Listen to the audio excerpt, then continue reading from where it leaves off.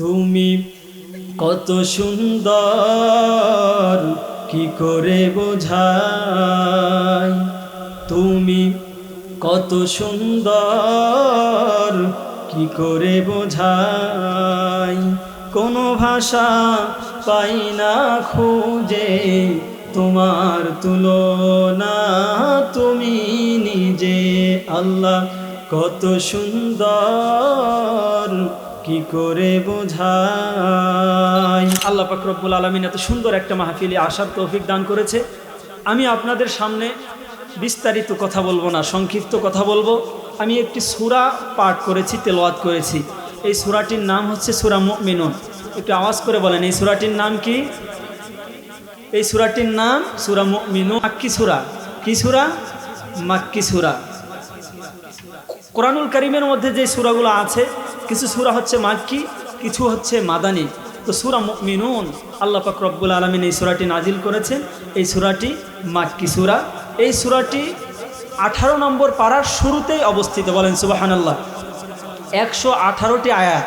আয়াত সংখ্যা কতটি? একটু আওয়াজ করে বলেন, আয়াত সংখ্যা কতটি? 118টি। এবং রুকু সংখ্যা হচ্ছে 6টি।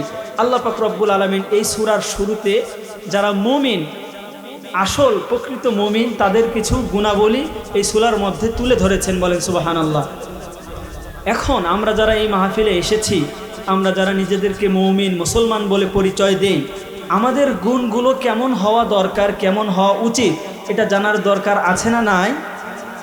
এখন আমি আমাকে মুমিন বলে পরিচয় দেই, কিন্তু আমি কোন গুণগুলো অর্জন করলে সত্যিকার সাচ্চা মুমিন হব, এই গুণগুলো আমি জানি না। তাহলে কি আমার মুমিন নিজেকে দাবি করা এটা কি সার্থক হলো? হলো না। বরং আমাকে জানতে হবে একজন মুমিনের কোন সিফাতগুলো থাকা দরকার। এর আগে আমরা জেনে নিব এই সূরাটি আল্লাহ যে নাজিল করেছেন, কোন প্রেক্ষাপটে এই সূরাটি নাজিল করেছেন। প্রত্যেকটা সূরার একটা সাবাবে নুজুল আসে না নাই? একটু আওয়াজ করে বলেন। এই সূরাগুলো আল্লাহ নাজিল করেন কোনো একটা প্রেক্ষাপটে। দেখেন, যখন কোরআনুল কারীম নাজিল হতো, এই কোরআনুল কারীম নাজিলের কিছু ধরন ছিল। যখন কোনো সময় এটা আমরা যে স্কুলের মধ্যে ঘন্টা বাজাই, একটা আওয়াজ হয় না? এই ঘন্টি ধ্বনির নয়, মিথলা সলসলাতিল জারাস, ঘন্টি ধ্বনির ন্যায় কখনো আওয়াজ হতো যখন আল্লাহ ওহী নাজিল করতেন। বলেন সুবহানাল্লাহ। আবার কখনো মৌমাছির আওয়াজ, গুনগুন যেমন আওয়াজ হতো, গুঞ্জন আওয়াজের মতো আওয়াজ হতো যখন কোরআনের ওহী আল্লাহ নাজিল করতেন। বলেন সুবহানাল্লাহ। অনেক ধরনের এই কোরআন নাজিল হতো। কখনো জিবরিল আমিন নিজ আকৃতি নিয়ে আসতেন, আবার কখনো মানুষের আকৃতি ধারণ করে নবীজি সাল্লাল্লাহু আলাইহি সাল্লামের কাছে আসতেন। বলেন সুবহানাল্লাহ। তাহলে আল্লাহ পাক রব্বুল আলামিন এই সূরাকে নাজিল করেছেন যখন সাহাবায়ে কেরাম নবী সাল্লাল্লাহু আলাইহি সাল্লাম মক্কার মধ্যে অবস্থান করতেছিলেন। এখন এই সূরাটি কেন নাজিল করেছেন? ওই সময়ে মুসলমানরা যখন ঈমান এনেছে, ঈমান আনার কারণে, মুসলমানদের ইসলাম গ্রহণ করার কারণে কাফের বেঈমান মুশরিকরা তারা তুচ্ছ তাচ্ছিল্য মুসলমানদেরকে হ্যায় প্রতিপন্ন করেছে কি করে নাই? আওয়াজ করে বলেন। তারা হ্যায় প্রতিপন্ন করেছে, তারা তিরস্কার করেছে যে তোমরা মুহাম্মদের এমন কালমা গ্রহণ করলা, এমন আল্লাহকে মেনে নিলা যে তোমাদের বাড়ি নাই, গাড়ি নাই, টাকা পয়সা নাই, যা বাড়িঘর ছিল ইসলাম গ্রহণ করার কারণে আরও তোমাদের কষ্ট বেড়ে গেছে। আচ্ছা বলেন, এখন আপনি ইসলামের কাজগুলো ভালোভাবে মানতেছেন, আপনার বাড়ির পাশের কোনো মানুষ যদি আপনাকে তাচ্ছিল্য করে, মোল্লা বলে গালি দেয়, হুজুর বলে গালি দেয়, কয় কেমন রবকে মানো, তোমার তো ভাত নাই, কাপড় নাই, তাহলে কি আপনাদের কষ্ট লাগবে কি লাগবে না? কথা বলেন। সে সময়ে সাহাবায়ে কেরাম বিশ্বনবী সাল্লাল্লাহু আলাইহি সাল্লামের ভালোবাসায়, আল্লাহর ভালোবাসায় তারা ঈমান এনেছে। তারা বাড়ি ঘর সন্তান সন্ততি কোনো কিছুর মায়ার দিকে তাকায় নাই। তারা ভালোবেসেছে ইসলামকে, তারা ভালোবেসেছে ঈমানকে। তারা চিন্তা করেছে আমাদের জীবন যেতে পারে, আমরা ইসলামকে ছাড়বো না, আমরা ঈমানকে ছাড়বো না। আওয়াজ করে বলেন ঠিক কিনা? এদিক দিয়ে কাফের মুশরিকরা তারা তিরস্কার করতেছে যে মুসলমানরা ব্যর্থ, তাদের সফলতা বলতে কিছু নাই। হাতে গোনা কিছু লোক তারা এই কালমা গ্রহণ করেছে, যার কারণে তাদেরকে বাড়ি থেকে বের করে দেওয়া হচ্ছে, তাদের কোনো স্থায়ী অবস্থান নাই, নানা রকম তিরস্কার। কিন্তু আল্লাহ পাক রব্বুল আলামিন এই সূরাটি তখন নাজিল করেছেন মুসলমানদেরকে সান্ত্বনা দেওয়ার জন্য। বলেন সুবহানাল্লাহ। বিশ্বনবী সাল্লাল্লাহু আলাইহি ওয়াসাল্লাম সাহাবায়ে কেরামকে নিয়ে মজলিসের মধ্যে বসে আছেন। এমন সময় আল্লাহ পাক রব্বুল আলামিন সূরা মুমিনুন নাজিল করে দিলেন। আওয়াজ হচ্ছিল মৌমাছির গুঞ্জনের ন্যায়।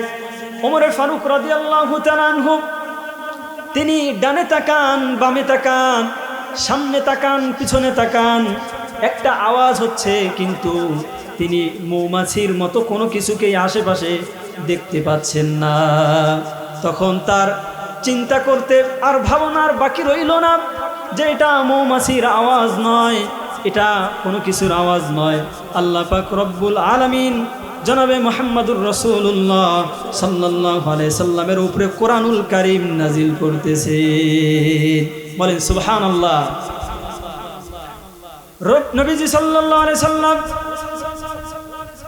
এই সূরা নাজিল হওয়ার পরে সাহাবায়ে কেরামকে সান্ত্বনা দিলেন যে এমন একটি সূরা আল্লাহ নাজিল করেছেন যেই সূরার মধ্যে মুমিনদের গুণাবলী আল্লাহ পাক রব্বুল আলামিন বলে দিয়েছেন। এই সূরার শুরুতে মুমিনদের 7টি গুণের কথা আল্লাহ পাক রব্বুল আলামিন জানিয়ে দিয়েছেন যে এই গুণগুলো অর্জন করবে যারা, সফল কাম হয়ে যাবে তারা। বলেন সুবহানাল্লাহ। যে কিছু গুণ আল্লাহ বর্ণনা করেছেন, যারা এই গুণগুলো অর্জন করবে তারা সফল কাম হবে। আমার বন্ধুগণ, কাফের মুশরিকরা সাহাবায়ে কেরামকে তিরস্কার করে যে তোমরা ঈমান এনেছো, তোমাদের বাড়ি নাই, গাড়ি নাই, টাকা নাই, পয়সা নাই, কি কালমা গ্রহণ করলা। তাদের অন্তরের যে জ্বালা, তাদের অন্তরের যে ব্যথা আল্লাহ পাক রব্বুল আলামিন উপর থেকে দেখেন কি দেখেন না। আল্লাহ তাদেরকে সান্ত্বনা দিয়ে দিলেন যে তোমরা যারা ঈমান এনেছো তোমরা ব্যর্থ নাও, তোমরা ব্যর্থ নাও, তোমাদের ব্যর্থতা বলতে কিছু নাই। তোমরা আল্লাহর প্রতি ঈমান এনেছো, তোমরা এই সামনের গুণগুলো যদি অর্জন করতে পারো তাহলে যারা এই গুণগুলো অর্জন করবে দুনিয়া এবং আখিরাতে তারা পরিপূর্ণ সফল হয়ে যাবে। আজকে আমরা সফলতা মনে করি বাড়ি হলে, গাড়ি হলে, টাকা পয়সা হলে। আমার এক ছেলে ইঞ্জিনিয়ার, আরেক ছেলে ডাক্তার, আবার কেউ বা এমপি, মন্ত্রী হলে আমরা মনে করি এগুলো সফল। ঠিক কিনা? আমাদের চিন্তা ভাবনায় সফলতার মানদণ্ড এগুলো। কিন্তু আল্লাহ বলছেন না, فمن زحزح عن النار وأدخل الجنة فقد فاز। الله أكبر। আল্লাহ পাক রব্বুল আলামিন বলেন, যে ব্যক্তি জাহান্নামের আগুন থেকে মুক্তি পেল এবং তাকে জান্নাতে প্রবেশ করানো হলো, একমাত্র কেবলমাত্র ওই ব্যক্তি সফল, এছাড়া তোমরা কেউ সফল নও। এখন বলেন, শুধু বাড়ি, গাড়ি, টাকা পয়সা, অর্থ আভিজাত্যের পাহাড় রচনা করা, সুনাম সুখ্যাতি, এগুলো দিয়ে কি কাল কিয়ামতের ময়দানে পার পাওয়া যাবে? পার পাওয়া যাবে না। আল্লাহ পাক রব্বুল আলামিন সাহাবায়ে কেরামের অন্তরের কষ্ট বুঝলেন যে তারা তোমাদেরকে তিরস্কার করে। তোমরা বিচলিত হও না, তোমরা ভেঙে পড়ো না, আমি আল্লাহ তোমাদের সাথে আছি। বলেন সুবহানাল্লাহ। এই থেকে আমাদের এই মেসেজ আমরা পাই, কিয়ামত পর্যন্ত যারা ঈমান ইসলামের সাথে থাকবে তাদেরকেও মানুষ তিরস্কার করবে কি করবে না। সে সময়ে নবীজি সাল্লাল্লাহু আলাইহি সাল্লামকে তারা বলতো সাহের, জাদুকর, তারা মিথ্যুক বলতো, নানা রকম পাগল বলে নবীজি সাল্লাল্লাহু আলাইহি সাল্লামকে আঘাত করত। কিন্তু বর্তমানেও অনেক মানুষ আছে যারা নিজেদেরকে সুশীল দাবি করে, কিন্তু আলেম ওলামা যারা ইসলাম মানে, যারা ইসলামের পথে চলে, তাদেরকে মোল্লা, নানা রকম জঙ্গি বলে ট্যাগ দেওয়ার চেষ্টা করে, গালি দেয়। কথা বলেন ঠিক কিনা? তাহলে বোঝা গেল আবু জাহেল, উতবা, সাইবা, তাদের চালাপেলানা ওই জামানায় ছিল। তারা যেমন সাহাবায়ে কেরামকে নানা রকম ট্যাগ দিত, নবীজি সাল্লাল্লাহু আলাইহি সাল্লামকে গালিগালাজ করত, তারা নাই। কিন্তু কি হয়েছে? তাদের উত্তরসূরি এখনও আছে এই দুনিয়াতে থেকে। তারাও আলেম ওলামা নবীর ওয়ারিস যারা আছে তাদেরকে নানা রকম গালমন্দ করে জঙ্গি বলে ট্যাগ দেয়। কথা বলেন ঠিক কিনা? যার কারণে আমরা দেখি জঙ্গি এই বিষয়গুলো আসলে দাড়ি টুপি এগুলোকে সামনে প্রেজেন্ট করা হয়। কথা বলেন ঠিক কিনা? আমরা এই নবীর সুন্নাহকে ভালোবাসি, এই সুন্নতের জন্য নবীজির ভালোবাসায় আমরা জীবন দিতে পারি। কথা বলেন ঠিক কিনা? আমরা আমাদের নবীজিকে আমাদের জীবনের থেকেও ভালোবাসি, আর নবীজি সাল্লাল্লাহু আলাইহি সাল্লামকে যদি জীবন থেকে বেশি ভালো না বাসি তাহলে তো আমরা সাচ্চা পাক্কা মুমিন ইমানদার হতেই পারবো না। তাকে ভালোবাসতে হবে জীবনের থেকে বেশি। তাকে যদি কেউ কটাক্ষ করে, কেউ গালিগালাজ করে, মুমিন হিসাবে অবশ্যই আপনার এর প্রতিবাদ করতে হবে। যারা গালিগালাজ করবে, আমার নবীজির মান সম্মান ইজ্জত নিয়ে যারা সিনিমিনি করবে, তাদের বিরুদ্ধে আমাদের শক্ত অবস্থান আছে না নাই? কথা বলেন। এটা হচ্ছে ঈমানের দাবি। আল্লাহ পাক রব্বুল আলামিন সাহাবায়ে কেরামকে সান্ত্বনা দিলেন, তোমরা ভেঙে পড়ো না। তারা যাই বলুক না কেন, তোমরা ঈমান এনেছ, তোমরা দুনিয়াতে সফল, আখিরাতে সফল। আমি আল্লাহ তোমাদেরকে সফল করে দিব। আমি আল্লাহ যাদেরকে সফল করে দেই তাদেরকে কেউ ব্যর্থ করতে পারে না। আমি আল্লাহ যাদের ইজ্জত বাড়িয়ে দেই তাদেরকে দুনিয়ার কেউ বেইজ্জতি করতে পারে না। আল্লাহ যার সম্মান বাড়ায় তাকে কি কেউ বেইজ্জতি করতে পারে? আবার আল্লাহ যাকে বেইজ্জতি করবে তাকে পৃথিবীর কেউ সম্মান দিতে পারবে না। এজন্য হতাশ হবেন না প্রিয় ভাই, হতাশ হবেন না। আপনার বাড়ি নাই, গাড়ি নাই, কি হয়েছে? আপনি যদি ৫ ওয়াক্ত নামাজ পড়েন, আল্লাহর বিধিবিধানগুলো মানেন, আজকে দুনিয়াতে আপনার গাড়ি নাই, বাড়ি নাই, টাকা পয়সা নাই, আপনি দুনিয়াতে তেমন মানুষের দাম পান না, কিন্তু কাল কিয়ামতের ময়দানে আল্লাহ তাআলা আপনাকে সবথেকে বড় সম্মানের চেয়ার দান করবেন। বলেন সুবহানাল্লাহ। দুনিয়াতে অনেক মানুষ আছে যাদের সম্মান তেমন দুনিয়ার মানুষের কাছে নাই, কিন্তু আকাশে তাদের সম্মান বিরাট। কথা বলেন ঠিক কিনা? দুনিয়াতে অনেক ভালো মানুষ আছে যারা কিন্তু ভালো মানুষ, তাদের একটু বিপদ আপদ বেশি হয়। বিপদ আপদ হয় কেন?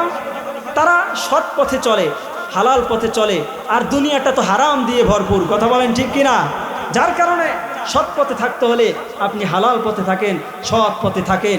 নানা রকম আঘাত কষ্ট আপনার উপরে আসবে, এগুলো সবর করে যদি সহ্য করেন, ইন্নামা ইউয়াফফাস সাবিরুনা আজরাহুম বিগাইরি হিসাব। যারা সবর করবে আল্লাহ তাআলা কিয়ামতের ময়দানে তাদেরকে এত বেশি দিবেন, বিগাইরি হিসাব, তাদের কোনো হিসাববিহীন সীমাহীন আল্লাহ তাদেরকে দান করবেন। বলেন সুবহানাল্লাহ। আল্লাহ পাক রব্বুল আলামিন সূরা মুমিনুনের মধ্যে জানিয়ে দিলেন সফলকাম মুমিন তারা, এই গুণগুলো অর্জন করবে যারা। এখন গুণগুলো কি? ১ নম্বর গুণ হচ্ছে আল্লাযীনা হুম ফি সালাতিহিম খাশিউন। আল্লাহু আকবার। যারা তাদের নামাজের মধ্যে বিনয়ী, খুশু খুজুর সহিত যারা নামাজ আদায় করে, আল্লাহ বলছে এটা মুমিনদের ১ নম্বর গুণ। একটু আওয়াজ করে বলেন, মুমিনদের ১ নম্বর গুণ হচ্ছে নামাজের মধ্যে খুশু খুজুর সহিত নামাজকে, সালাতকে সুন্দরভাবে আদায় করা। বলেন সুবহানাল্লাহ। এখন আমরা কি আমাদের নামাজগুলোকে খুশু খুজুর সহিত সুন্দরভাবে বিনয় নম্রতার সহিত আল্লাহর সামনে আমরা কি দাঁড়াই? আমরা দাঁড়াই না। আমাদের নামাজের মধ্যে যত তাড়াহুড়ো, আমরা সারাদিন অন্য অন্য কিছুতে সময় দেই। যখন এই নামাজের ক্ষেত্রে আসি, কিভাবে একটু একামতের একটু আগে মসজিদে প্রবেশ করি, প্রবেশ করার পরে যেই সালাম ফিরানো হয়, আবার কিভাবে তাড়াতাড়ি বের হয়ে যাব, এই চিন্তা মাথায় থাকে। কথা বলেন ঠিক কিনা? এরপরে আমরা রুকুগুলো করি, সিজদা করি, রুকু ঠিক নাই, সিজদা ঠিক নাই। যেমন মুরগি আদার খায়, টুকটুক করে, আমরাও অনেকে এভাবে রুকু সিজদা করি। এমন মুসল্লি আছে না নাই? আবার অনেকে আছে যে শেষ সময়ে আসবে, অনেকের কাঁধ টপকিয়ে টপকিয়ে সামনে যায়, এমন মুসল্লি আছে না নাই? এরপরে সামনে গিয়ে, সামনের অনেক মুসল্লি আছে ক্যালেন্ডার থাকে, বিভিন্ন লেখা থাকে, এগুলো পড়ে দেখে কি লেখা, ইংলিশ নাকি বাংলা নাকি আরবি, আজকে কত তারিখ, ঘড়ির কাঁটাটা কি চিকন নাকি লাল নাকি, এ সমস্ত নানা কিছু দেখে। এরপরে ইমাম সাহেব যদি একটু কেরাত লম্বা করে, পিছন থেকে এমন মুসল্লি আছে না নাই? মানে কাউন্টার দেয়, হুজুর আর কত বড় কেরাত পড়বেন, পিছনে তো আমি পরেশান হয়ে যাচ্ছি। শুনেন, যখন নামাজ পড়তে আপনি যান, ইমাম সাহেব নামাজ পড়ান আর মুসল্লি যারা পড়েন সবাই একজনকে খুশি করতে যায়, তিনি কে? আল্লাহ। এখানে তো কোনো লৌকিকতা মানুষ দেখানো নয়, বরং আল্লাহকে সন্তুষ্টি করার জন্য। এজন্য নামাজে গিয়ে কোনো তাড়াহুড়ো নাই। নামাজে গিয়ে কি নাই? একটু আওয়াজ করে বলেন, নামাজে গিয়ে তাড়াহুড়ো নাই। নামাজে যাওয়ার আগে মনটাকে পাক সাফ করে পরিষ্কার ওযু করলাম, মানে কি? আমি আমার দুনিয়ার সব কিছু ফারেক হয়ে একজনের সামনে দাঁড়াবো, তিনি কে? আল্লাহ পাক রব্বুল আলামিন বলেন, হাফিজু আলাস সালাওয়াতি ওয়াস সালাতিল উসতা ওয়া কুমু লিল্লাহি কানিতিন। রব্বে কারীম বলেন, তোমরা নামাজের ক্ষেত্রে যত্নশীল হও, নামাজকে গুরুত্ব দিয়ে আদায় করো। যেমন তেমন নামাজ আদায় করলে হবে না, এবং তোমাদের রবের সামনে যেমন তেমন করে দাঁড়ালে হবে না, আল্লাহর সামনে দাঁড়াতে হবে। কেমনে? ওয়াকুমু লিল্লাহি কানিতিন, আল্লাহর সামনে বিনয়, নম্রভাবে, ভদ্রভাবে, সুন্দরভাবে। একটা খুঁটি যেভাবে দাঁড়িয়ে থাকে এভাবে সুন্দরভাবে দাঁড়িয়ে যাও, কোনো রকম নড়াচড়া করা যাবে না, এভাবে দাঁড়িয়ে যাও। এরপরে আল্লাহর সামনে যখন আমরা দাঁড়ালাম, বিনয়ের সহিত কোনো নড়াচড়া করব না, কারণ আমাদের সামনে দুনিয়ার কোনো রাজা বাদশা থাকেন না, একজন থাকেন, তিনি কে?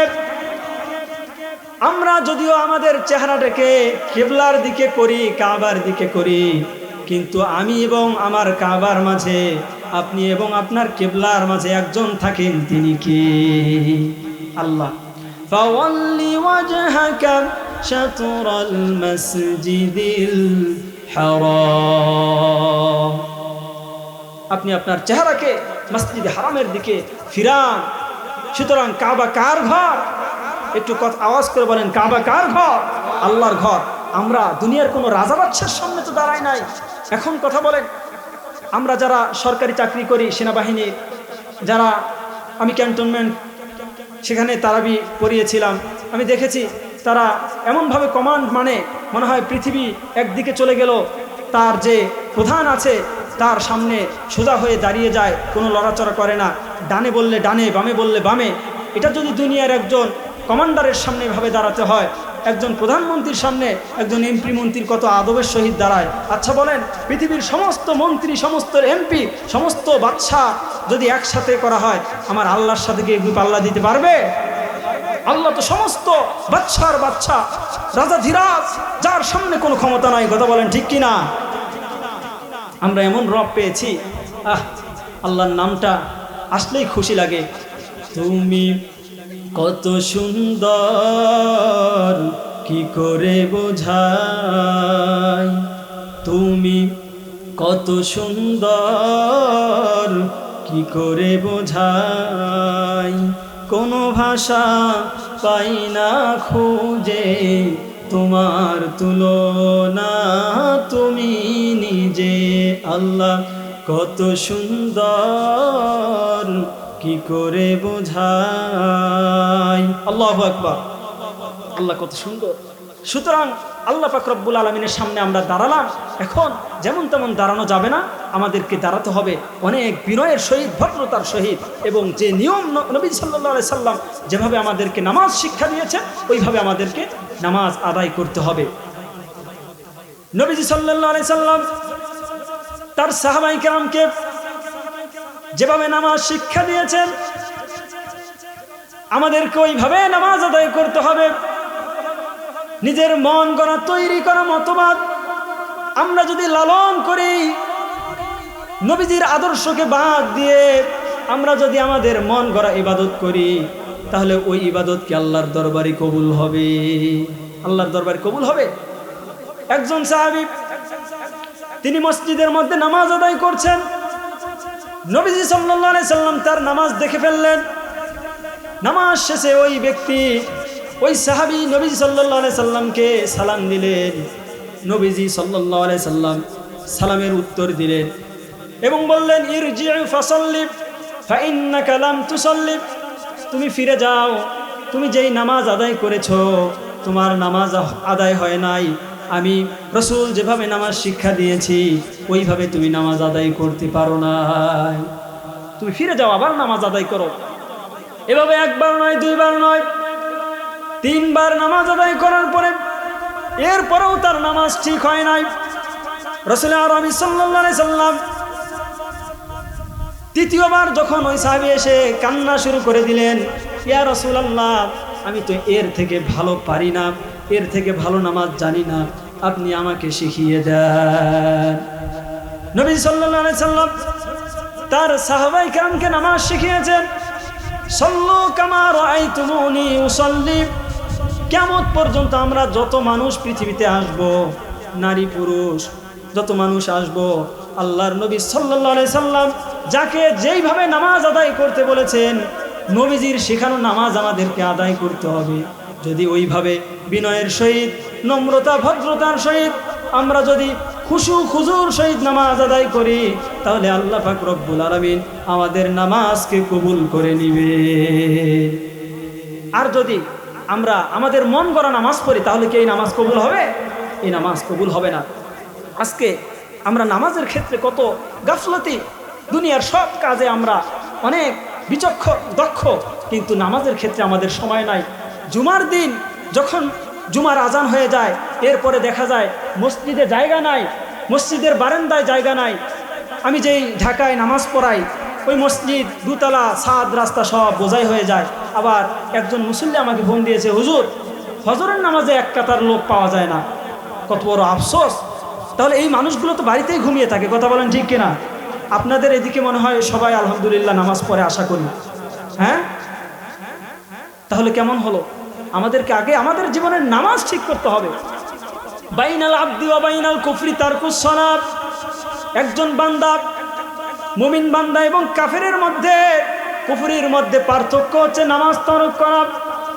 যে ব্যক্তি মুমিন সে ব্যক্তি নামাজ আদায় করে, আর যে কাফের, যে আল্লাহকে মানে না, সে নামাজ পড়ে না। যারা মুমিন তারা নামাজ পড়বে, তারা ইচ্ছাকৃতভাবে কখনো নামাজ তরক করতে পারে না। মান তারাকাস সালাতা মুতাআম্মিদান ফাকাদ কাফারা। ইচ্ছাকৃতভাবে কোনো ব্যক্তি যদি এক ওয়াক্ত নামাজ তরক করে দেয়, সে যেন কুফরি করল। কেউ আছে মূর্তিকে পূজা করে কুফরি করে, আল্লাহর বিরুদ্ধে অবস্থান করে। আবার কেউ আছে নামাজকে না আদায় করার মাধ্যমে, নামাজকে পরিত্যাগ করার মাধ্যমে সে তার নাম কুফরির খাতায় লিখে ফেলে। আমরা তো মনে করি যে শুধু তারাই কাফের, তারাই দুনিয়ার অপরাধী, কিন্তু আপনি যে 5 ওয়াক্ত নামাজ সপ্তাহে যায়, মাস যায়, নামাজ ছেড়ে দিচ্ছেন, কখনো কি এই উপলব্ধি আছে যে আমি নামাজ পড়তেছি না 5 ওয়াক্ত? এই নামাজ ছাড়া যদি কবরে যান, তাহলে কবরে কি জবাব দিবেন? আউয়ালু মা ইউহাসাবু বিহিল আবদু ইয়াউমাল কিয়ামাতিস সালাত। কিয়ামতের দিন সর্বপ্রথম বান্দার নামাজের হিসাব নেওয়া হবে। আল্লাহ পাক রব্বুল আলামিন বলেন, আকিমুস সালাতা ওয়া আতুজ যাকাতা ওয়ারকাউ মা'আর রাকিঈন। বান্দারা তোমরা নামাজ কায়েম করো, যাকাত প্রদান করো, রুকুকারীদের সঙ্গে রুকু করো। অর্থাৎ আজান শুনলেন আপনি, ইচ্ছাকৃতভাবে বাড়িতে বসে নামাজ আদায় করবেন, এই সুযোগ নাই। রুকুকারীদের সঙ্গে রুকু যদি করেন, নামাজ আদায় করেন, তাহলে কি বাসায় নামাজ আদায় করলে ওই নামাজটা আদায় হবে নাকি? এজন্য জামাতের সহিত নামাজ আদায় করতে হবে। আপনি দোকানের ব্যবসার মধ্যে আছেন, মুয়াজ্জিন সাহেব আজান দিল, দোকানপাট বন্ধ করে দিবেন। অফিস আদালতে আছেন, অফিস আদালতের দায়িত্ব বন্ধ করে দিয়ে নামাজে আসবেন। আপনি মসজিদের ইমাম, বাহিরে থাকলে আপনি তো ইমামতি অবশ্যই করবেন। এখন বাড়িতে গিয়ে যদি ইমাম সাহেব মসজিদে 5 ওয়াক্ত নামাজে শরীক থাকে, মাদ্রাসায় 5 ওয়াক্ত নামাজে শরীক থাকে, কিন্তু বাড়িতে গেলে ইমাম সাহেব যদি মসজিদে না আসে, তাহলে এই নামাজ যে এখানে লোক দেখানো হয়ে যাবে। কারণ এখানে দায়িত্ব পালন করার জন্য ইমামতিতে 5 ওয়াক্ত জামাতে, কিন্তু বাড়িতে গিয়ে অনেক ইমামকে মসজিদে পাওয়া যায় না। কথা বলেন ঠিক কিনা? এটা আমার চোখে দেখা। এজন্য ইমাম হয়ে গেছি, বক্তা হয়ে গেছি, আবার একটা পড়ছি, একেবারে জান্নাত পার হয়ে চলে যাব, এত সহজ না। হিসাব সবার জন্য। কাল কিয়ামতের ময়দানে আমার ছেলে, আমার মেয়ে, আমার আত্মীয় স্বজন, টাকা পয়সা, অমুকে আমার অমুক, এগুলো দিয়ে পার পাওয়া যাবে না। আপনার যদি আপনার নেক আমল আপনি কি করেছেন, আপনার যদি আমল ঠিক না থাকে তাহলে কোনো রকম মাপ পাওয়ার সুযোগ নাই। আল্লাহ তো মাফ করবে তাকে যে আল্লাহর বিধিবিধানকে মেনেছে। আপনি সারা বছর সারা জীবন আল্লাহর অকৃতজ্ঞতায় কাটালেন, নাফরমানিতে কাটালেন, নামাজ পড়লেন না, যত রকম অন্যায় পাপাচারের সাথে লিপ্ত, আবার মনে মনে আল্লাহ তো অনেক দয়ালু, আল্লাহ তো একবারে মাফ করে দিবে, এমন কলা খাওয়া কি ঠিক হবে? আল্লাহ যেমন দয়ালু আবার তিনি তেমন রাগান্বিত। আল্লাহ বলবেন, বান্দা তোমাকে সব কিছু দিলাম, তুমি সব নাজ নিয়ামত ভক্ষণ করে আমি আল্লাহ যে বিধান তোমাকে পালন করতে বলেছি তুমি কেন অকৃতজ্ঞ হলা? কেন তুমি 5 ওয়াক্ত নামাজ জামাতের সহিত আদায় করলা না? কেন তুমি মিথ্যা বললা? কেন তুমি গীবত করলা? কথা বলেন ঠিক কিনা? এজন্য আল্লাহ তাআলা রহমত পাওয়ার জন্য রহমতের কাজ দুনিয়াতে করতে হবে। আল্লাহ পাক রব্বুল আলামিন বলেন, লান তানফাআকুম আরহামুকুম ওয়ালা আওলাদুকুম ইয়াউমাল কিয়ামাহ। কিয়ামতের দিন তোমাদের সন্তান সন্ততি, তোমাদের আত্মীয় স্বজন কোনো কিছু সামান্যতম তোমাদের কাজে আসবে না। কোনো কিছু কি কাজে আসবে? কোনো কিছুই কাজে আসবে না। আপনি দুনিয়াতে কি করেছেন প্রত্যেকটা কাজ আল্লাহ পাক রব্বুল আলামিন রেকর্ড করে রাখছেন। যারা পরিমাণ ভালো কাজ করেন এটাও আল্লাহ কিয়ামতের ময়দানে আপনাকে জানিয়ে দিবেন। আবার খারাপ কাজ করেন এটাও আল্লাহ জানিয়ে দিবেন কি দিবেন না? আওয়াজ করে বলেন। وَكُلَّ إِنسَانٍ أَلْزَمْنَاهُ طَائِرَهُ فِي عُنُقِهِ وَنُخْرِجُ لَهُ يَوْمَ الْقِيَامَةِ كِتَابًا يَلْقَاهُ مَنشُورًا। আল্লাহ পাক রব্বুল আলামিন বলেন, প্রত্যেকটা ব্যক্তির কাঁধের মধ্যে, গলার মধ্যে আমি আল্লাহ তার কর্মলিপি নির্ধারণ করে দিয়েছি। দুনিয়াতে যেই কাজ করে, রাতের আলোতে যা করে, রাতের অন্ধকারে যা করে, দিনের আলোতে যা করে, একাকী প্রকাশ্যে গোপনে যা করে না কেন, সব কিছু ওই কর্মলিপির মধ্যে আমি আল্লাহ রেকর্ড করে রাখতেছি। কাল কিয়ামতের ময়দানে আমরা যেমন তেমন, আমরা যেভাবে সেভাবে ইচ্ছা পার হয়ে যাব এমন আশা করা বোকামি হবে। আপনার যদি আমল ঠিক না থাকে অবশ্যই আপনাকে ধরা খেতে হবে।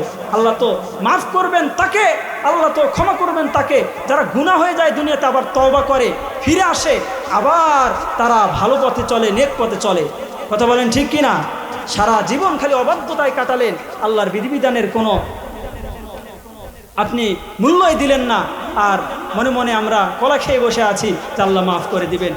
আল্লাহ তাআলা আমাদেরকে 5 ওয়াক্ত নামাজি দিনদার বানিয়ে দিন। বলেন আমিন।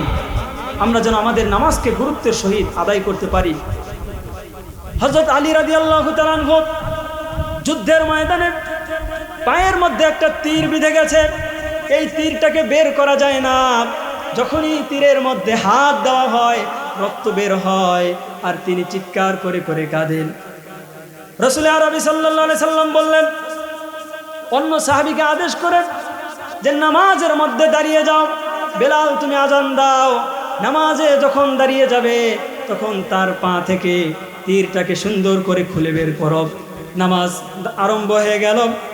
যাকে দায়িত্ব দেওয়া হলো এদিক দিয়ে নামাজ চলতেছে, আলী রাদিয়াল্লাহু তাআলা আনহুর পা থেকে ওই তীরটাকে বের করে ফেললেন। বলেন সুবহানাল্লাহ। সামান্য সময়ের জন্য তিনি টের পেলেন না। কত সুন্দর নামাজ, যেই তীরটাকে একটু আগে ধরলে চিৎকার করে কাঁদা শুরু করে দিয়েছেন, কিন্তু নামাজের মধ্যে ওই তীরটাকে বের করলেন, একটু সামান্যতম তিনি কষ্ট অনুভব করলেন না। কত সুন্দর নামাজ। আর আমরা যে নামাজ পড়ি, যদি মশা একটা কামড় দেয় আমরা 4 হাত লাফায় উঠি। কথা বলেন ঠিক কিনা? এই নামাজ দিয়ে তো আল্লাহর সন্তুষ্টি অর্জন করা যাবে না। সাহাবায়ে কেরাম নামাজ পড়তেন, তারা যখন দাঁড়িয়ে থাকতেন মরুভূমির মধ্যে, সাহাবায়ে কেরাম বলতেন আমাদের মাথার উপরে পাখিগুলো গাছ মনে করে বসে যেত, বলেন সুবহানাল্লাহ। এতটা সোজা হয়ে দাঁড়িয়ে থাকতেন, একটুও নড়াচড়া করতেন না, আল্লাহর সামনে এভাবে দাঁড়িয়ে যেতেন, যার কারণে আল্লাহ পাক রব্বুল আলামিন তাদের প্রতি দুনিয়াও সন্তুষ্ট খুশি হয়েছে এবং কাল কিয়ামতের ময়দানে তাদের জন্য জান্নাতুল ফেরদাউস বরাদ্দ রেখেছে। এখন এই জান্নাতুল ফেরদাউসে যাইতে চান কি চান না? মুমিনদের প্রথম নম্বর গুণ নিয়ে আমি আলোচনা করতেছিলাম, কদ আফলাহাল মুমিনুন, মনে আছে? সফলকাম মুমিন তারা আল্লাযীনা হুম ফি সলাতিহিম খাশিউন, যারা তাদের নামাজের মধ্যে বিনয়ী খুশু খুজুর সহিত সুন্দরভাবে তারা নামাজটাকে আদায় করে, নামাজের মধ্যে অহেতুক কাজ করে না, তারা সফলকাম মুমিন। এটা মুমিনদের কয় নম্বর গুণ? একটু আওয়াজ করে বলেন। মুমিনদের 1 নম্বর গুণ। এই গুণ অর্জন করবে যারা, সফলকাম হবে তারা, জান্নাতুল ফিরদাউসে প্রবেশ করবে তারা, বলেন সুবহানাল্লাহ। শেষে তো আল্লাহ বলছেন এই গুণগুলো যারা অর্জন করবে তাদেরকে কোথায় কোথায় আল্লাহ দিবেন? জান্নাতুল ফিরদাউসে। উলাইকা হুমুল ওয়ারিসুন আল্লাযীনা ইয়ারসুনাল ফিরদাউস হুম ফিহা খালিদুন। এরপরে 2 নম্বর গুণ হচ্ছে সফলকাম মুমিন তারা ওয়াল্লাযীনা হুম আনিল লাগবি মুরিদুন, যারা অহেতুক কাজ থেকে, অনর্থক কাজ থেকে বিরত থাকে, তারা সফলকাম মুমিন। এখন আমরা সব থেকে বেশি অহেতুক কাজ, অনর্থক কাজের মধ্যে সব সময় লিপ্ত থাকি কি থাকি না? কথা বলেন। আমাদের জীবনের আমরা হিসাব করলে দেখা যায় বিরাট একটা অংশ আমরা মানুষের পর নিন্দা, গীবত, শিকায়তের মধ্যে কাটিয়ে দেই। চায়ের দোকানে বসলে ঘুম থেকে উঠে এ অমুক কি করেছে, অমুকের কি হয়েছে, অমুকের ছেলে কোথায় পালিয়েছে, অমুকের মেয়ে কোথায় কি করতেছে, এভাবে অন্যের সমালোচনা করি, অমুকে খারাপ। অন্যকে নিয়ে চায়ের দোকানগুলোতে আমাদের এরকম গীবত শিকায়তের আড্ডা জমে কি জমে না? একটু আওয়াজ করে বলেন। যে ব্যক্তি অন্যের গীবত শিকায়ত করে, দেখা যায় কয়েকদিন পরে সে আরেকজনের মেয়েকে নিয়ে সমালোচনা করতেছে, কয়েকদিন পরে দেখা যায় তার ঘরে তার মেয়ে নাই। কথা বলেন ঠিক কিনা? কোনো মানুষকে যদি আপনি মিথ্যা তহমত দেন, কোনো মানুষকে যদি আপনি গীবত শিকায়ত করেন, তাহলে এগুলোর সাজা আল্লাহ দুনিয়াতেই দিয়ে দেয়, আখিরাত তো আছে। নবীজি সাল্লাল্লাহু আলাইহি সাল্লাম বলেছেন, আতাদুরুনা মাল গীবা। সাহাবায়ে কেরামকে প্রশ্ন করলেন, তোমরা কি জানো গীবত কাকে বলে? সাহাবায়ে কেরাম বললেন, আল্লাহু ওয়া রাসূলুহু আ'লাম, আল্লাহ এবং তার রাসূল ভালো জানেন। নবীজি সাল্লাল্লাহু আলাইহি সাল্লাম বললেন, যিকরুকা আখাকা বিমা ইয়াকরাহু, তোমার ভাইয়ের অগোচরে, তার অনুপস্থিতিতে তার এমন আলোচনা করা যেটা শুনলে ওই ভাই মন খারাপ করে, মনে কষ্ট পায়, এমন কোনো আলোচনা করার নামই গীবত। এখন আমরা আমাদের অন্য ভাইয়ের আড়ালে, তার অনুপস্থিতিতে এমন কথা বলি না যে কথাটা শুনলে ওই ভাই কষ্ট পাবে? এমন কথা কি আমরা বলি কি বলি না? সাহাবায়ে কেরাম বললেন, আফারাইতা ইন কানা ফি আখি মা আকুল, ইয়া রাসূলুল্লাহ, অপর ভাইয়ের যেই কথাটা, যেই দোষটা আমি আলোচনা করলাম, সত্যিকার অর্থে যদি ওই ব্যক্তির ভিতরে ওই গুণটা থাকে, ওই দোষটা থাকে, তাহলে কি এটা গীবত হবে নাকি? ইন কানা ফীহি মা তাকুল ফাকাদ ইগতাবতা। নবীজি সাল্লাল্লাহু আলাইহি সাল্লাম বললেন, যদি সত্যিকার অর্থে ওই দোষটা ওই ব্যক্তির ভিতরে থেকে থাকে, তাহলে তো তুমি গীবত অবশ্যই করলা। ওয়া ইল্লাম ইয়াকুন ফীহি ফাকাদ বাহাত্তাহু, আর যদি ওই ব্যক্তির ভিতরে ওই দোষটা না থাকে, তুমি গীবতের থেকে বড় অন্যায় করলা, তুমি তাকে তহমত দিলা। গীবতের থেকে বড় অন্যায় তহমত দেওয়া। যদি ওই ব্যক্তির ভিতরে ওই দোষটা থাকে, আপনি তো আলোচনা করতে পারবেন না, করলে আপনি গীবত করলেন। আর যদি মিথ্যা বলেন, তাহলে তো এটা গীবত নয়, গীবতের থেকেও আরো বড় ভয়ানক অপরাধ। আল্লাহ তাআলা এই অপরাধ থেকে আমাদেরকে বাঁচান, বলেন আমিন। আজকে গীবত শিকায়ত আমাদের কেমন যেন দৈনন্দিন, এটা একটা আমাদের অভ্যাস, আদত হয়ে গেছে। আমরা অপর মানুষকে নিয়ে সমালোচনা করি। গীবত কত ভয়ানক! আল্লাহ পাক রব্বুল আলামিন বলেন, ইয়া আইয়ুহাল্লাযীনা আমানু ইজতানিবু كثيرا من الظن إن بعض الظن إثم ولا تجسسوا ولا يغتب بعضكم بعضا আল্লাহ পাক রব্বুল আলামিন বলেন তোমরা অধিক ধারণা থেকে বেঁচে থাকো। মানুষ সম্পর্কে আমরা মন্দ ধারণা করি কি করি না, যে অমুকে মনে হয় এটা করছে, অমুকে মনে হয় খারাপ। মন্দ ধারণা করা যাবে না, কারণ অনেক সময় আপনি একজনকে চোর ভাবলেন, আসলে ওই ব্যক্তি চুরি করে নাই। এই যে একটা মন্দ ধারণা করলেন, আপনি কি অন্যায় করলেন কি করলেন না? একটু আওয়াজ করে বলেন এটা কি অন্যায় কি অন্যায় না? ইন্না বা'দাজ যন্নি ইসমু, আল্লাহ বলছেন কিছু কিছু ধারণা আছে এটা মহাপাপ, এটা গুনাহের কাজ। ওয়ালা ইয়াগতাব বা'দুকুম বা'দা, তোমাদের একে অপরের যেন গীবত না করে, গীবত থেকে বেঁচে থাকো। তার আগে আল্লাহ বলেছেন ওয়ালা তাজাসসু, গীবত তো পরের বিষয়, গীবত তো করবা না, গীবতের আগে অন্য মানুষের দোষ তালাশ করবা না। আমরা অনেক মানুষ এমন আছি, অন্য মানুষের সমালোচনা না করলে আমাদের পেটের ভাত হজম হয় না। অনেক মানুষ খুঁজে খুঁজে কার কোনটা দোষ আছে এগুলো তালাশ করে। আল্লাহ আরো আগেই জানিয়ে দিয়েছেন মানুষের দোষ তালাশ করবে না, গীবত করবে না, কারণ এই গীবত অনেক বড় গুনাহ। গীবতের গুনাহ আপনি যদি ওই ব্যক্তির থেকে ক্ষমা না নিতে পারেন, তাহলে আল্লাহ পাক রব্বুল আলামিন আপনাকে ক্ষমা করবেন না। এটা বান্দার হক, আপনি বান্দার হক নষ্ট করেছেন, আপনি সমালোচনা করেছেন, আপনি গীবত করেছেন, আল্লাহ ক্ষমা করবেন না যতক্ষণ না ওই বান্দা আপনাকে ক্ষমা না করে।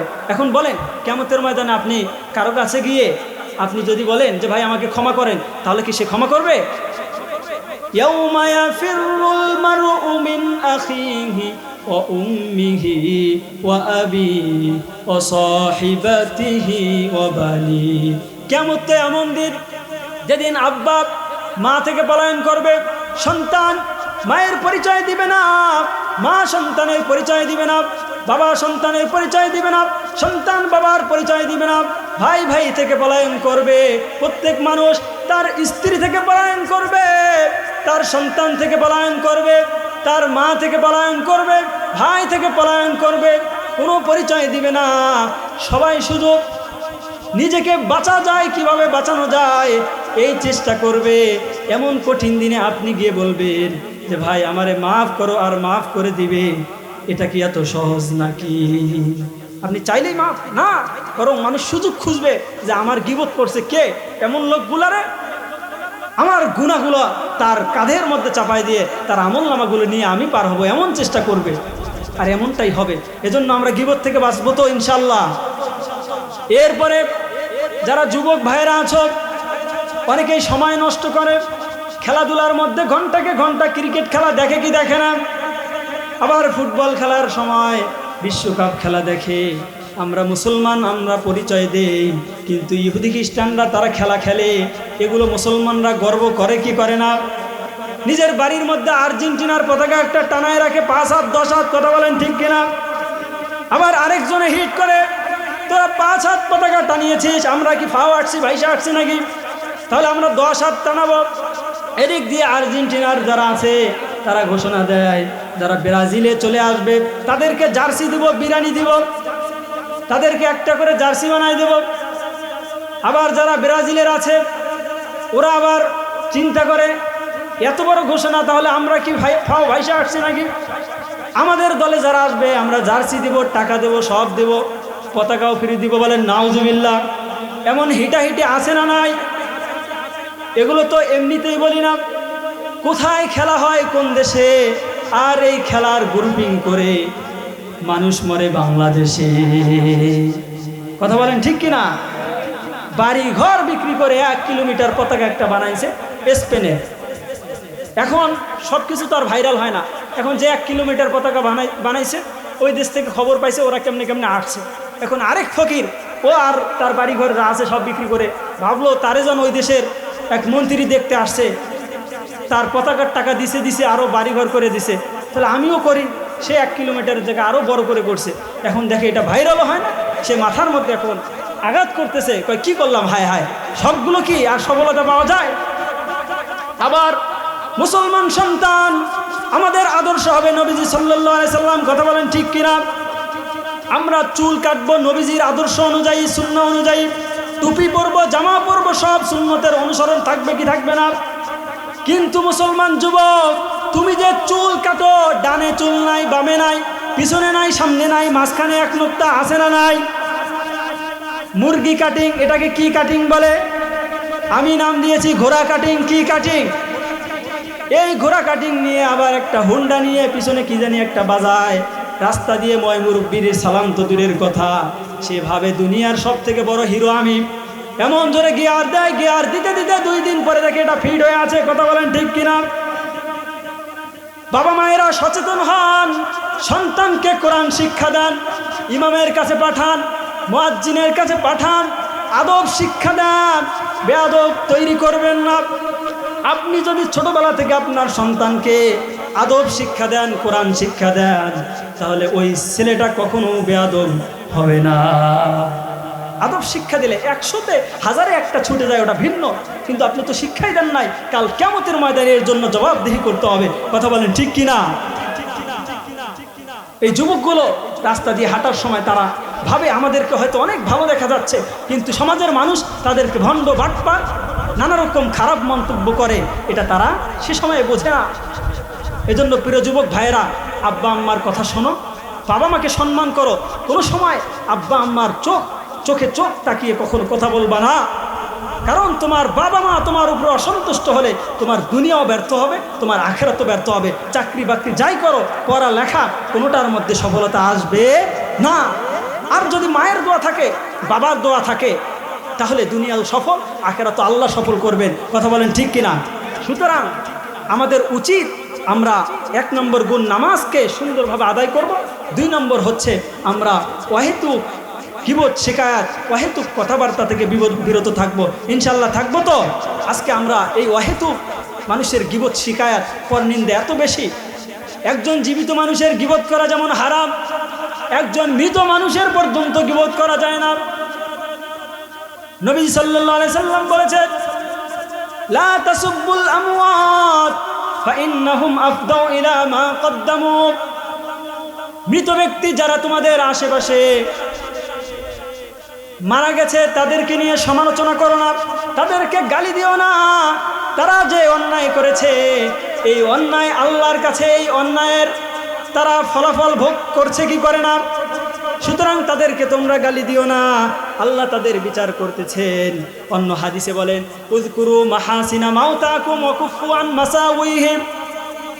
যারা মারা গেছে তাদের ভালো গুণগুলো আলোচনা করো, তাদের যেই দোষ ত্রুটিগুলো আছে এগুলো নিয়ে তোমরা সমালোচনা করো না। তাহলে বোঝা গেল একটা জীবিত মানুষের গীবত করা যেমন হারাম, একজন মানুষ মারা গেছে ওই মানুষের সমালোচনাও করা জায়েজ নাই। কত সতর্ক! নবীজি সাল্লাল্লাহু আলাইহি সাল্লামের স্ত্রী আয়েশা রাদিয়াল্লাহু তাআলা আনহা নবীজির আরেক স্ত্রী সম্পর্কে একটা ভুল মন্তব্য করায় নবীজি সাল্লাল্লাহু আলাইহি সাল্লাম তাকে সতর্ক করলেন, লাকাদ কুলতি কালিমাতান লাউ মুসিজাত বিমাইল বাহরি লামাজাজাতহু। সাফিয়া সম্পর্কে বলেছেন যে তিনি তো একটু বেটে আকৃতির, এরপরেও তাকে এত বেশি ভালোবাসেন কেন? নবীজি সাল্লাল্লাহু আলাইহি সাল্লাম উত্তর দিলেন যে আয়েশা, তুমি তার সম্পর্কে এমন মন্তব্য করলা যে এই কথাটাকে যদি সমুদ্রের পানির মধ্যে নিক্ষেপ করা হয়, সমুদ্রের সব পানি কালো হয়ে যাবে। কিন্তু আজকে আমরা সদা সর্বদা মনে হয় গীবতটাকে এটা পানি ভাত, এটা আমাদের দুধ ভাত বানিয়ে ফেলছি, কথা বলেন ঠিক কিনা? আমরা গীবত ছাড়বো তো? গীবত না ছাড়লে আল্লাহ রেহাই দিবে না, এত সহজে আপনি মুক্তি পাবেন না। এরপরে মুমিনদের 3 নম্বর গুণ হচ্ছে ওয়াল্লাযীনা হুম লিয-যাকাতি ফাঈলুন। দেখেন আল্লাহ বলছেন ওয়াল্লাযীনা হুম লিয-যাকাতি ফাঈলুন। আগে আমরা একটা আয়াত শুনেছি, আকিমুস সালাহ ওয়া আতুজ যাকাত, যেখানে সরাসরি যাকাত দেওয়ার কথা বলছেন, কিন্তু আল্লাহ বলছেন এখানে ওয়াল্লাযীনা হুম লিয-যাকাতি ফাঈলুন, অর্থাৎ যারা যাকাতের ব্যাপারে কর্মতৎপর। শুধু যাকাত দেয় এমনটা নয়, বরং জাকাত দেয় তো দেয়, জাকাত থেকে তারা শিক্ষা গ্রহণ করে। বলেন সুবহানাল্লাহ। আজকে আমরা জাকাত সমাজ থেকে মনে হয় উঠে গেছে। নামাজকে ইবাদত মনে করি, রোজাকে ইবাদত মনে করি, হজকে ইবাদত মনে করি, কিন্তু জাকাত, অনেক টাকা পয়সা আছে, জাকাত সঠিকভাবে আদায় করে না এমন লোক আছে না নাই? কোটি কোটি টাকার মালিক, তারা যদি আজকে সঠিকভাবে জাকাত দিত, তাহলে তো এই মানুষগুলো যারা অসহায় দরিদ্র মানুষ আছে, তাদের এই অভাব অনটন থাকতো না। এজন্য কোরআনের আইন বাস্তবায়ন করার দরকার আছে না নাই? যেই সমাজে কোরআন থাকবে ওই সমাজে জাকাতের টাকাগুলো উঠিয়ে, সম্পদগুলো উঠিয়ে গরিব অসহায় যারা আছে তাদের দ্বারে, তাদের হাতের মধ্যে পৌঁছে দেওয়া হতো। সমাজের মধ্যে মানুষের খাবারের কোনো চিন্তা থাকতো না, ভরণ পোষণের কোনো চিন্তা থাকতো না। ফামান তাবিআ হুদায়া ফালা খাউফুন আলাইহিম ওয়ালা হুম ইয়াহজানুন।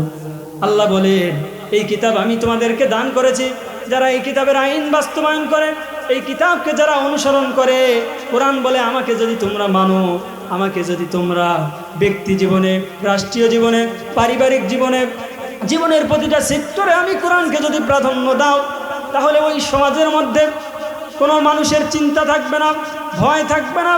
ফালা খাউফুন আলাইহিম ওয়ালা হুম ইয়াহজানুন। তাদের কোনো চিন্তা নাই, তাদের কোনো ভয় নাই। এই কোরআনের সমাজের মধ্যে তাদের চিকিৎসা, তাদের বাসস্থান, তাদের সব কিছুর নিরাপত্তা সহ সব কিছুর ব্যবস্থা এই কোরআন করবে।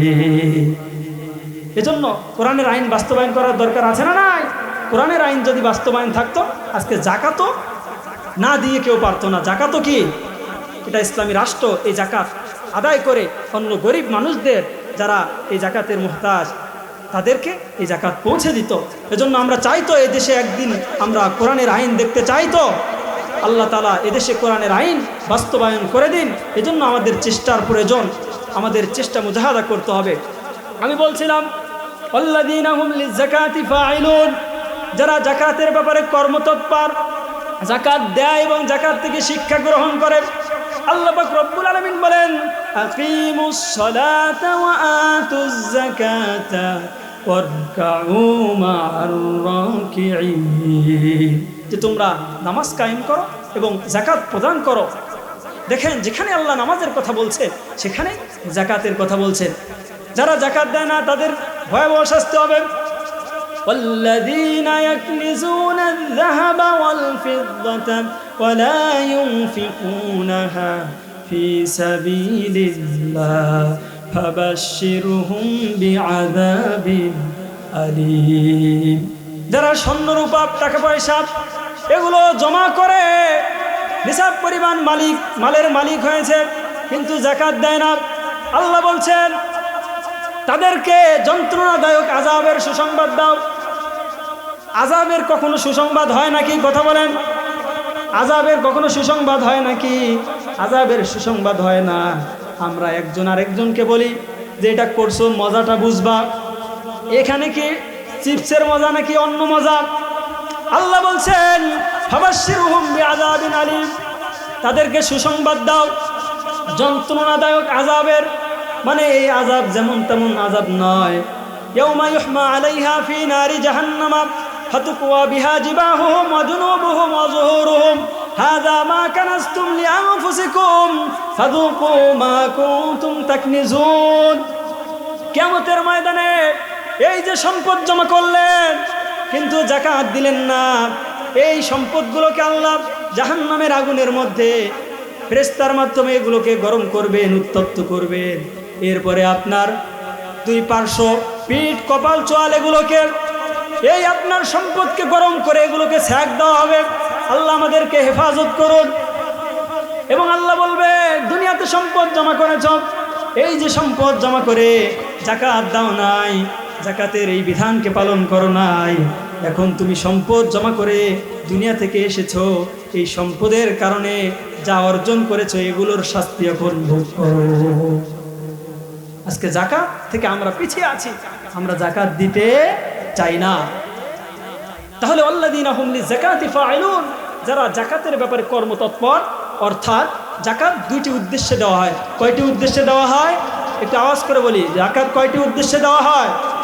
দুইটি। এক নম্বর হচ্ছে যে গরিব অসহায় মানুষ আছে যারা, তাদের বাসস্থান, তাদের অভাব অনটন দূর করার জন্য, বলেন সুবহানাল্লাহ। এরপরে দুই নম্বর হচ্ছে যাকাত দেওয়া হয় যে নিজের সম্পদকে পবিত্র করার জন্য। কিসের জন্য? নিজের সম্পদকে পবিত্র করার অর্থ হচ্ছে যে সম্পদকে পবিত্র করে আপনি এই সম্পদ ভক্ষণ করলেন, মানে কি আপনি আপনাকে, আপনার নফসকে, আপনার আত্মাকে, আপনি আপনার সত্তাকে পবিত্র করলেন, বলেন ঠিক কি না? সম্পদ পবিত্র করার মানেই তো আপনি এই সম্পদ ভক্ষণ করবেন। আপনার সম্পদ পবিত্র মানে কি আপনি নিজেকে পবিত্র করলেন।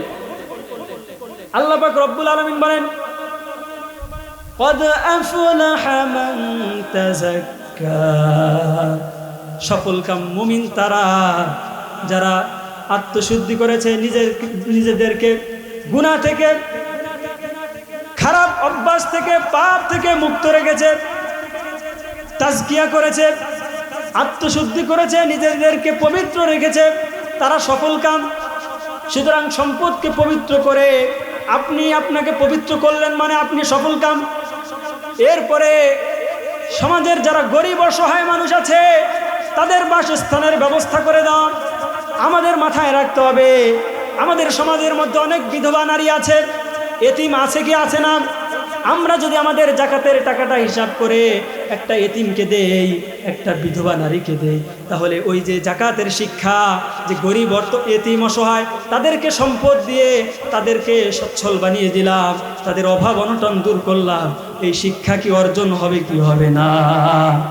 অর্জন হবে কি হবে না? কথা বলে, এই শিক্ষা অর্জন হবে।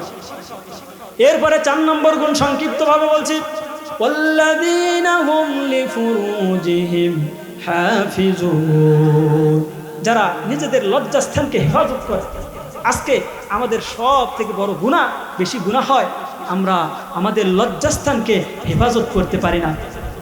এখন লজ্জাস্থানকে হেফাজত করার জন্য আপনাকে 1 নম্বর যেই কাজটা করতে হবে এটা হচ্ছে আপনার চোখকে হেফাজত করতে হবে। কথা বলেন ঠিক কিনা?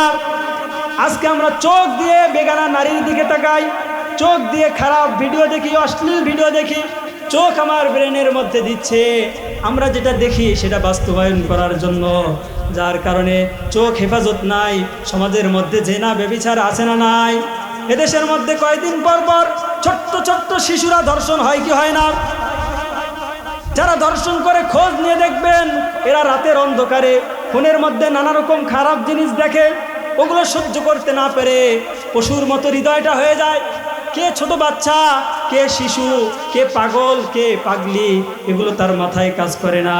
তার ব্রেন নষ্ট হয়ে যাওয়ার কারণে, চোখ নষ্ট হয়ে যাওয়ার কারণে লজ্জাস্থানের হেফাজত করতে পারে না। কথা বলেন ঠিক কিনা?